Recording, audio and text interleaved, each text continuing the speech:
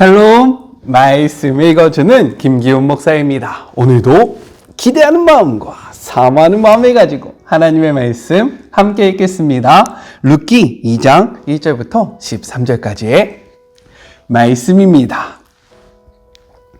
마침 나오미에게 남편 쪽으로 친척이 하나 있었는데 엘리멜렉 집안과 관계가 유력하고 부유한 사람이었다.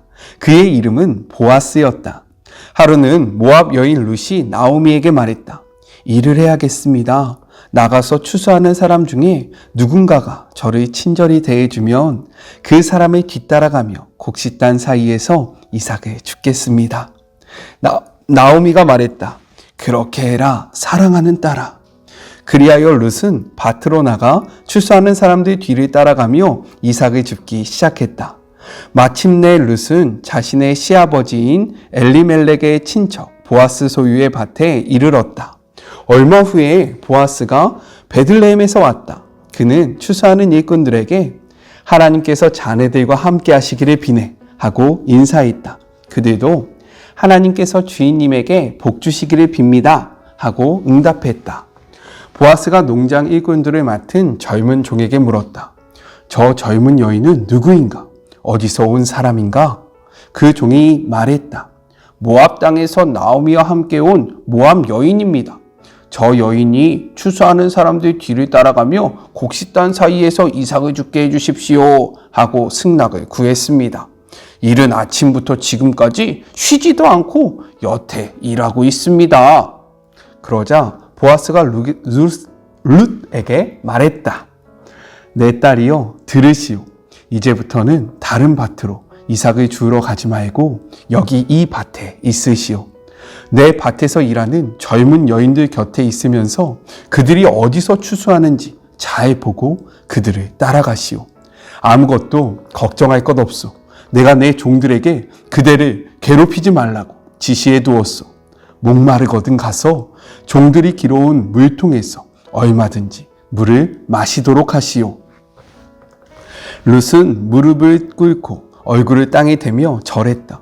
어찌하여 저를 따로 지명하여 이렇게 친절히 대해주시는지요?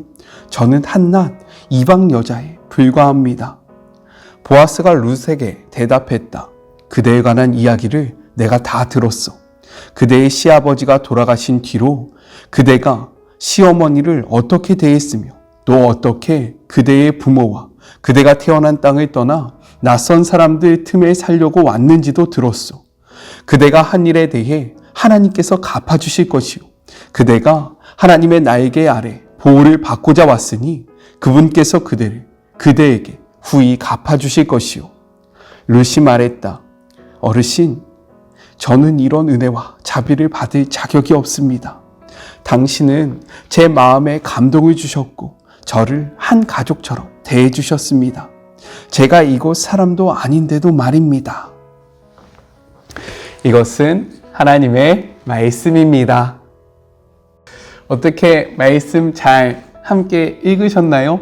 들으셨습니까? 제가 목소리를 조금 이렇게 바꾸는 이유는요, 말씀을 더욱더 잘 이해하기 위해서 그 상황 속에서 말씀을 좀 해석하고 그 상황이 어떤지를 함께 이해하고자 하는 거니까요. 저의 룻의 목소리가 조금 거슬리더라도 제가 최대한 노력하고 있으니까 이쁘게 들어주시길 소망합니다.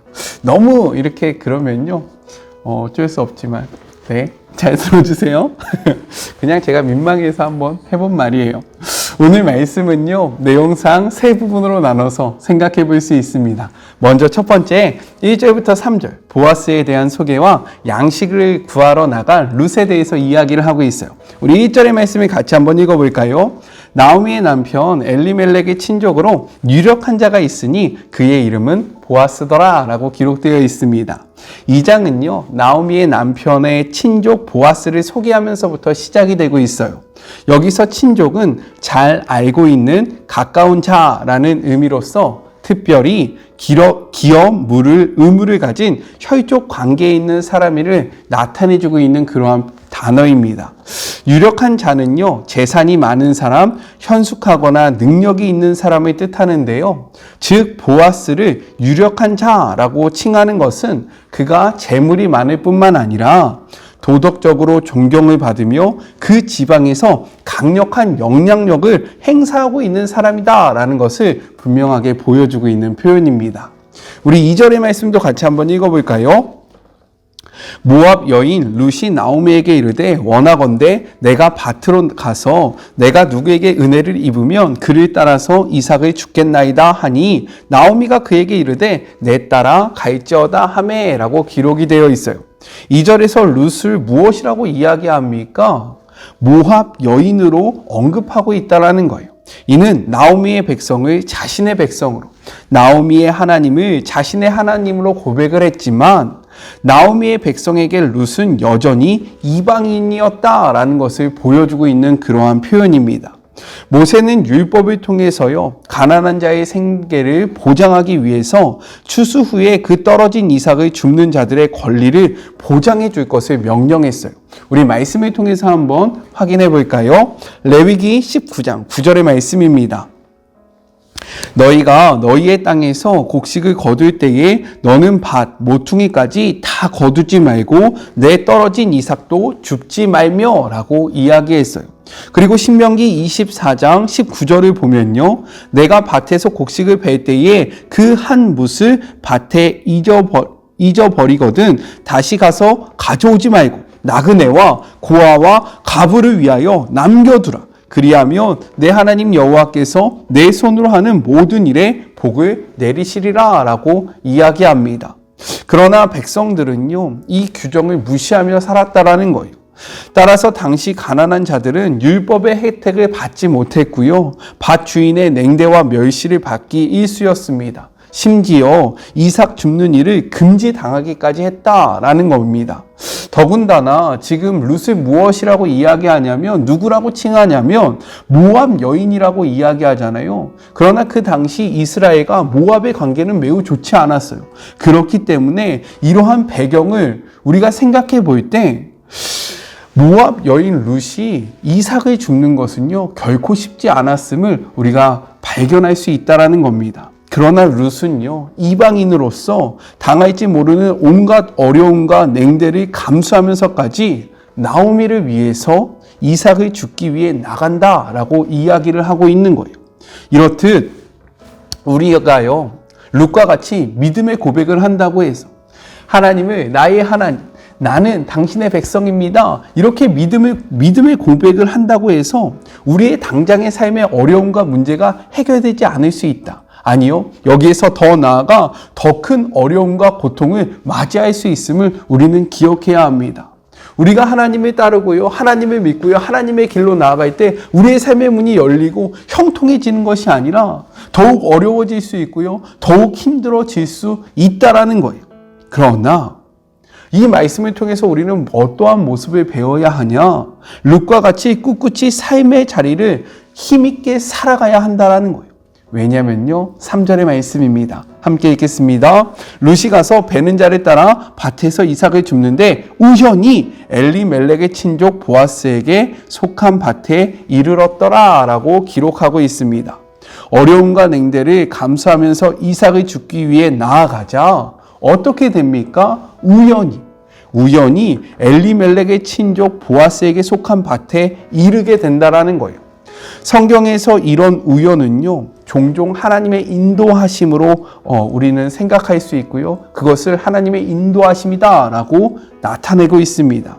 우리에게는 우연이지만 모든 것은 하나님의 계획 안에 있다라는 거예요. 즉, 우리가 어려움 속에서도 믿음의 여정을 포기하지 않고 나아갈 때 하나님은 그 가운데 우연을 가정한 필연으로서 우리의 삶 속에서 역사하신다라는 겁니다. 이게 너무 중요한 거예요. 우리가 믿음을 지키고요, 그 믿음을 살아낼 때 하나님은 우연을 가장해서 필연으로 우리의 삶을 지켜주신다라는 겁니다. 저는 이 말씀을 믿고요, 오늘 우리의 삶 속에서 우연을 가장한 하나님의 필연, 하나님의 일하심을 경험하는 우리 모두가 되었으면 좋겠습니다. 우리 같이 하나님의 일하심을 경험하는 그런 복된 삶을 살아가 봐요. 아셨죠? 자, 둘째, 4절부터 7절 룻을 발견한 보아스에 대해서 이야기를 하고 있어요. 우리 4절의 말씀을 같이 한번 읽어볼까요? 마침 보아스가 베들레헴부터 와서 베는 자들에게 이르되 여호와께서 너희와 함께 하시기를 원하노라 하니 그들이 대답하되 여호와께서 당신에게 복 주시기를 원하나이다 하니라 라고 이야기합니다. 나오미의 친족 보아스는요, 밭에서 추수하는 자들에게 하나님과의 동행을 빕니다. 그러자 일꾼들은 보아스에게 하나님의 축복을 빌어준다라는 거예요. 너무나도 아름다운 모습 아닙니까? 이렇게 아름다운 인사를 마치고 나서 사람들을 향한 따뜻한 시선을 가졌던 그의 눈, 보아스의 눈에 친구도 없이 홀로 일하는 룻이 들어온다라는 거예요. 그는 사환에게 그 소녀가 누구의 소녀냐라고 물어봅니다. 그러자 사환이요, 이렇게 대답을 해요. 6절의 말씀입니다. 베는 자를 거느린 사환이 대답하여 이르되 이는 나오미와 함께 모압 지방에서 돌아온 모압 소녀인데 라고 대답을 합니다. 사환은요, 룻을 나오미의 며느리라고 소개하지 않고요, 나오미와 함께 온 모압 소녀다라고 이야기한다라는 거예요. 다시 한번요, 그 룻을요 누구나 다 알고 있었습니다. 그 여인이 나오미의 며느리라는 것을 다 알고 있었다라는 거예요. 그럼에도 불구하고 이 여인을 나오미의 며느리다라고 이야기하는 것이 아니라 나오미와 함께 온 모압 소녀다라고 이야기한다라는 거예요. 이는요, 당시 베들레헴 사람들이 이방인 룻을 공동체의 일원으로 받아들이고 있지 않음을 분명하게 나타내주고 있는 그러한 표현이라는 거예요. 이어서 이렇게 이야기합니다. 7절의 말씀이에요. 그의 말이 나로 베는 자를 따라 단 사이에서 이삭을 죽게 하소서 하였고 아침부터 와서는 잠시 집에서 쉰 외에 지금까지 계속하는 중이니이다 라고 기록되어 있습니다.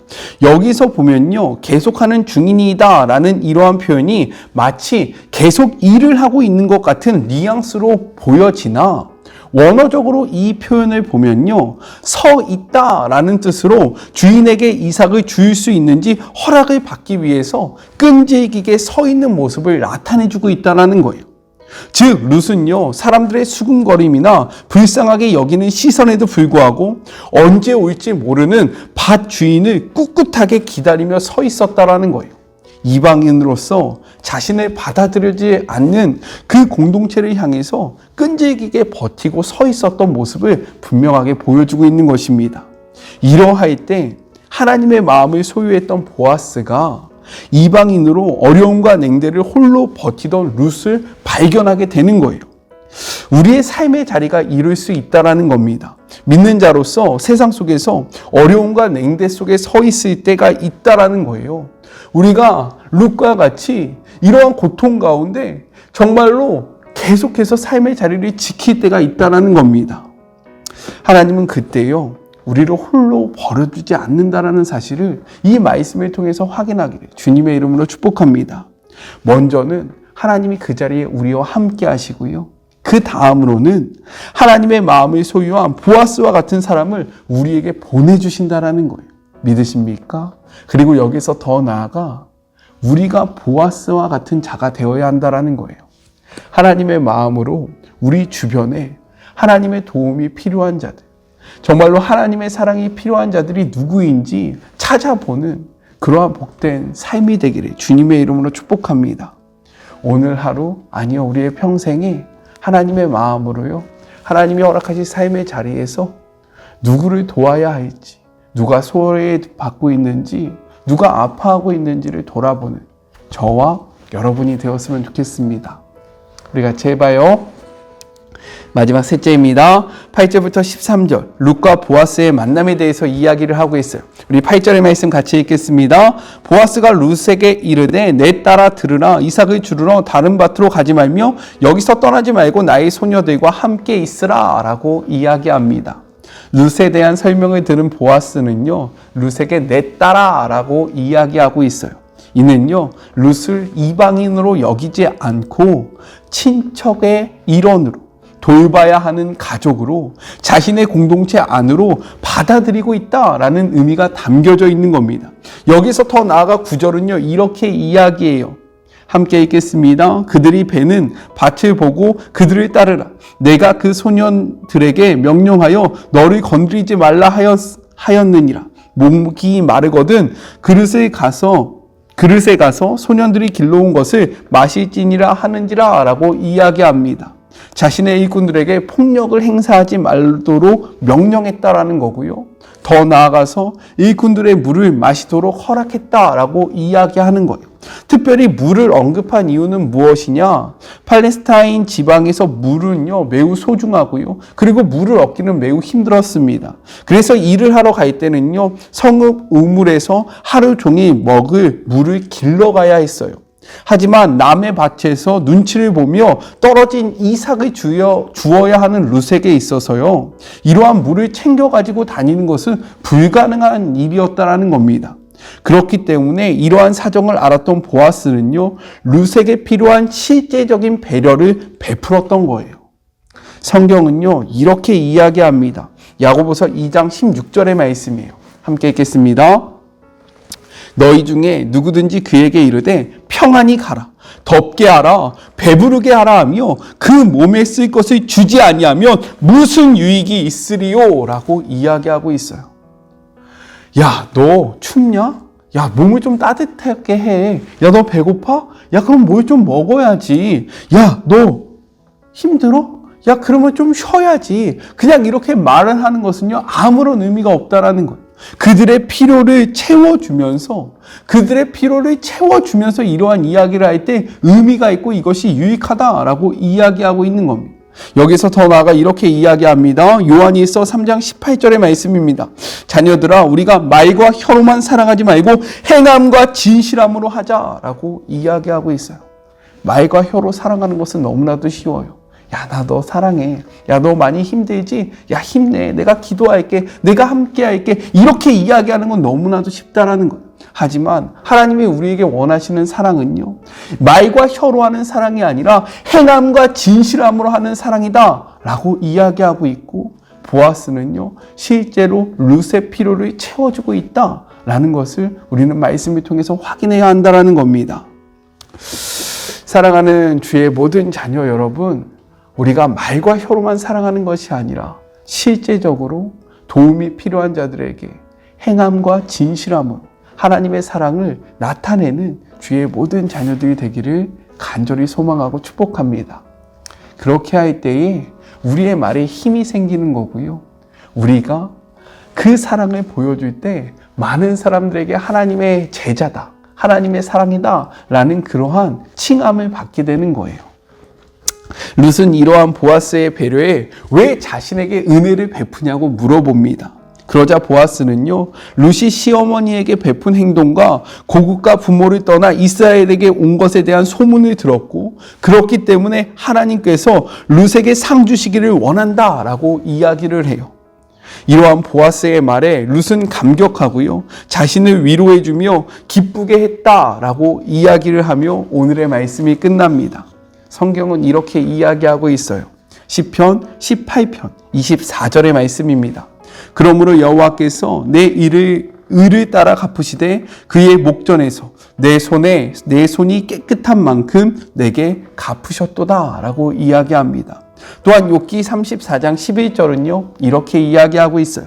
사람의 행위를 따라 갚으사 각각 그의 행위대로 받게 하시나니. 하나님이 룻의 행위를 보시며 그에게 선을 베푸신 것과 같이 오늘날 하나님은요 마찬가지로 우리의 행위를 보고 계시고 우리의 행위대로 우리에게 갚으신다라는 것을 우리는 기억해야 한다라는 거예요. 이 말씀이 우리에게 위로와 평화가 되기를 간절히 소망합니다. 우리가 혼자 있는 것 같이 보이고 우리가 하는 모든 행위가 무가치하게 느껴질지라도 하나님은 그 행위를 보고 계시고요, 반드시 그 행위 가운데 하나님의 선하심으로 다 갚아주실 거예요. 그 갚으심을 바라보며 그리스도인의 삶을 힘있게 살아가는 우리 모두가 되기를 주님의 이름으로 축복하며 우리 함께 기도할까요? 하나님 감사합니다. 오늘도 말씀을 통해서 하나님의 마음을 알게 하여 주심에 감사합니다. 하나님은 우리와 함께하고 계시고 우리의 행위를 바라보고 계시며 우리의 행위를 갚아주시는 하나님이십니다. 우리가 믿음의 고백을 하며 나아갈 때에 우리의 삶의 문제가 해결될 수도 있지만 그러나 보통의 때는 더욱더 어려워지고 이 세상에서 우리가 고난을 당함을 고백합니다. 왜냐하면 우리는 세상에 속한 자들이 아니라 하나님께 속한 자들이기 때문입니다. 그러할 때에 우리가 이 믿음의 여정을 포기하지 아니할 수 있도록 붙잡아 주시옵시고 하나님을 바라보며 삶의 자리에서 꿋꿋하게 신앙의 길을 걸어가는 주의 모든 자녀들이 되게 하여 주시옵시며 그러할 때에 하나님의 마음을 품은 보아스와 같은 자들을 우리의 삶에 보내주시옵시고 무엇보다 우리가 보아스와 같은 자들이 되어 하나님의 그 사랑이 필요한 자들에게 하나님의 사랑을 베푸는 주의 모든 자녀들이 되게 하여 주시옵소서. 우리의 행위를 보시는 하나님, 우리의 행위가 하나님 앞에 부끄럽지 않기를 소망하며 우리의 행위가 정말로 하나님 앞에서 선으로 작용되기를 간절히 바라오니 우리의 삶을 돌아보게 하시고 하나님의 말씀을 따라 쫓아가는 주의 모든 자녀들이 될 수 있도록 주님께서 축복하여 주시고 함께하여 주시옵소서. 지금도 우리의 삶을 바라보시는 거룩하신 예수님의 이름으로 기도드립니다. 아멘. 오늘의 말씀을 통해 위로와 평안을 얻기를 간절히 소망해 봅니다. 저는요, 삶의 자리가 시작되는 죄송합니다. 저는요, 또 내일 만나도록 할게요. 사랑하고 주님의 이름으로 축복하면서 오늘 하루도 힘내세요. 우리 내일 만나요. 안녕. 오늘도 수고하셨습니다.